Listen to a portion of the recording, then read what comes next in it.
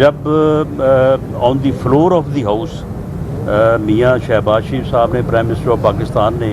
جب اپوزیشن سے کہا تو انہوں نے کسی کا نام تو نہیں لیا، لیکن پوری اپوزیشن کو مخاطب کر کے کہا کہ ہم آپ کے ساتھ بیٹھنے کو تیار ہیں، ہم ڈائلاگ کرنے کو تیار ہیں، بلکہ یہاں تک کہا کہ آپ کو میرے پاس آنے کی ضرورت نہیں ہے، آپ اسپیکر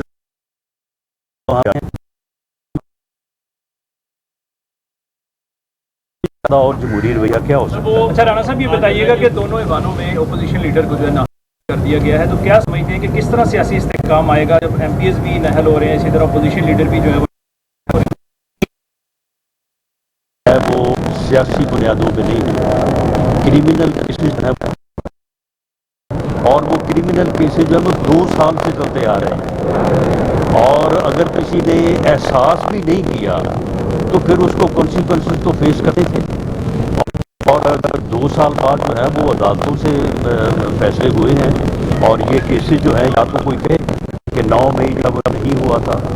9 مئی ہوا، جرم ہوا تو اس کی پروسیکیوشن جو ہے، ویسے تو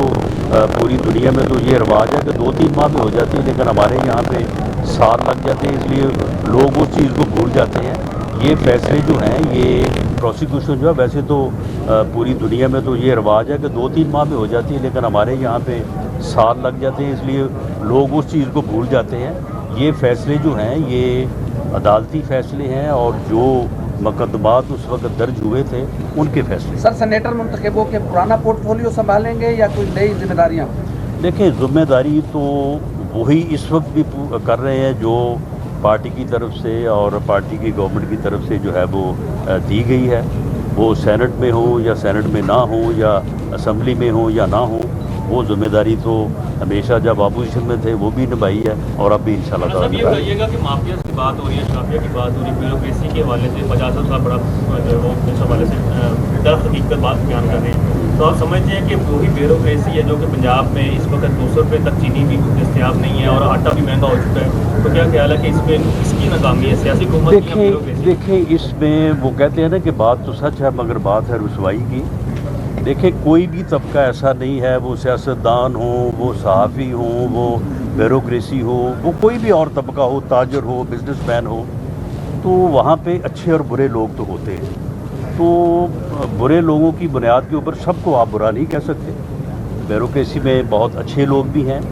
اور جہاں تک اس قسم کے مافیاز کا تعلق ہے کہ جو قیمتوں کو بڑھا کے جو ہے وہ عوام کو لوٹتے ہیں، تو یہ لوگ بزنس مین بہت اچھے بزنس مین بھی ہیں، ٹیکس گزار بھی ہیں، لیکن ان میں ایسے لوگ بھی ہیں کہ جو اس قسم کے موقعوں سے جو ہے وہ فائدہ اٹھاتے ہیں، تو بہرحال اس کے اوپر گورنمنٹ جو ہے وہ پوری طرح سے جو ہے وہ فوکس ہے، اور انشاءاللہ تعالیٰ یہ ساری قیمتیں جو مصنوعی طور پہ بڑھائی گئی ہیں ان کو انشاءاللہ تعالیٰ کنٹرول کیا جائے۔ میاں صاحب ٹھنڈے علاقے سے کب عوام کے درمیان دوبارہ نظر آئیں گے؟ تو عملی سیاست میں نظر آئیں گے؟ آپ کی سن لیں، آپ کی اطلاع کے لیے وہ لاہور میں موجود ہیں۔ Thank you G.